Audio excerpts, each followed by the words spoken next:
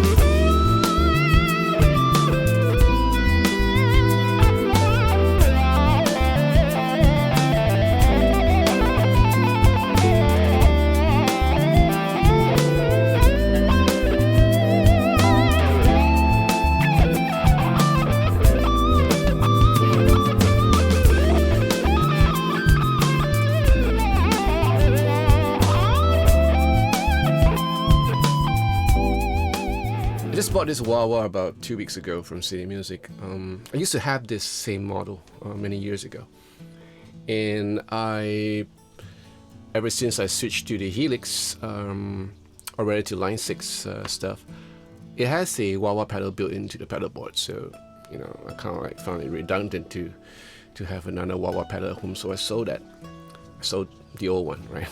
And sold all of my other Dunlop wah-wah pedals, the Crybaby and stuff like that.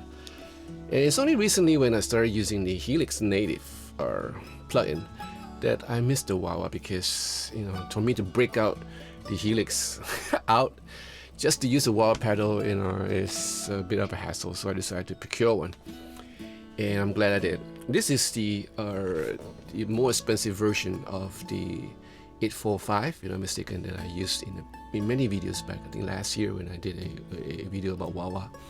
And this is the more expensive version. I don't know why it's more expensive. I think probably because of the chrome finish and the frequency range and whatever components they have inside. There's another model, 846, which is even more expensive. It's supposedly hand wound, and it's supposed to be according to the old specification of the old Vox wah-wah that they used to have, the 846. That costs a pretty sum. This is a Vox 847 wah-wah pedal, which I procured from City Music about a couple of weeks back, maybe about 2 weeks back. I haven't unboxed this yet, so it's virtually like brand new. Okay, what do we have here? We have a congratulations your purchase and all that, right? So I guess this is the instruction manual. I've owned a couple of wah-wah pedals before, some from Vox and some from, what's that, the Crybaby Wah. I've owned this before, like, what, 20 years ago. exactly the same model. I sold it away because I didn't see the need for it, because I was like doing a whole lot of studio stuff, and I decided to buy one again because I just love the sound of a wah-wah. The good thing about this 847 is that it comes with a carrying case, and these of course this is artificial leather, it's a false leather, you know, but it's pretty cool, you know. So right in here you will see the wah-wah pedal. It weighs a bit, you know. This is not plastic, this is like, you know, die-cast metal or something like that. I was always intrigued by how it looks like with the chrome finishes at the side and the top. And it's a great wah-wah pedal, you know, from what I remember from the last time.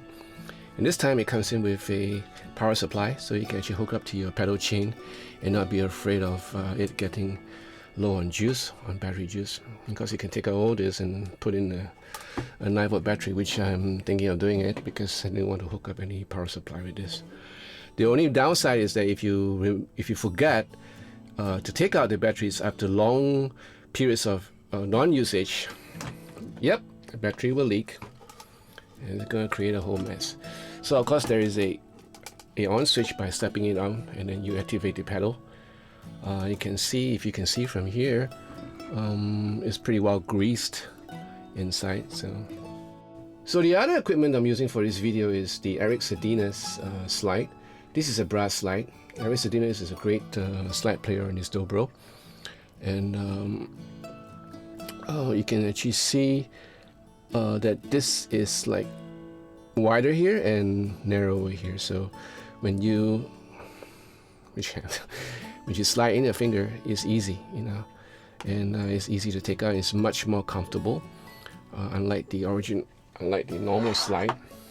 All right, I have a couple of slides here because I actually use this for my studio work. This the mud slide, and this the moonshine slide. So they're two very different. These cost quite a bit because they're ceramic, and one of it is porcelain, if I'm not mistaken.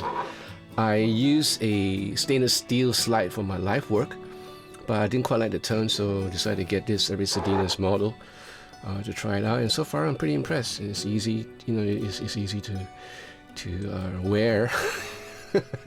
There's one time I put it in this way, so I had a hard time pulling it out because of the bone knuckle here. You know, it took me a long time. I was thinking like, should I go to ER? But you know, it got out fairly easy. So yeah.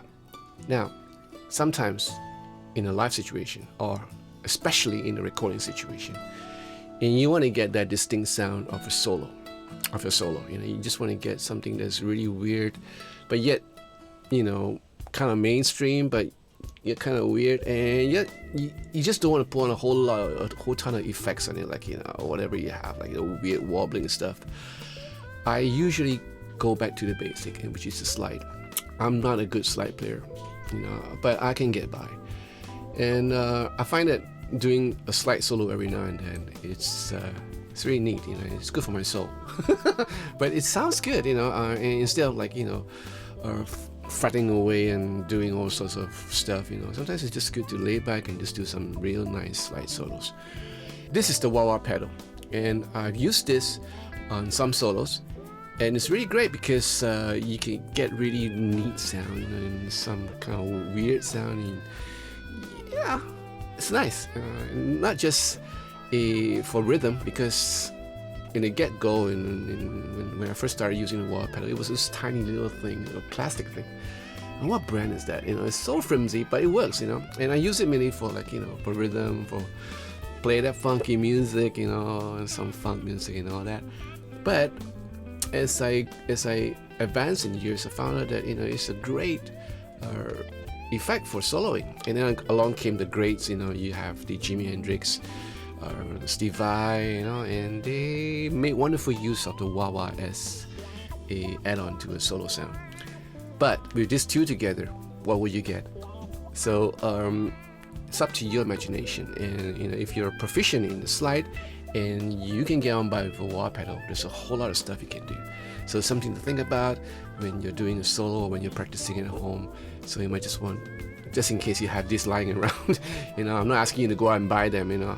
In this channel, I don't advocate people to go out and buy stuff that that I'm reviewing. I'm not that kind of a guy who asks you to buy things that I have. It's up to you, you see something you like, try it, and if you like it, buy it. But if you don't want to buy it, don't buy it. Don't go there. Don't think that I'm pushing stuff to you. I never did, and I never will. But if you have these things hanging around, or if you can borrow anything from your friend, give it a try and see how it goes. And I hope you enjoy many hours fooling around like this. So I hope you enjoyed this video. If you do, give me a thumbs up and press the bell if you want to be notified on any future videos that comes out. So, to the next video. You guys take care. Ciao.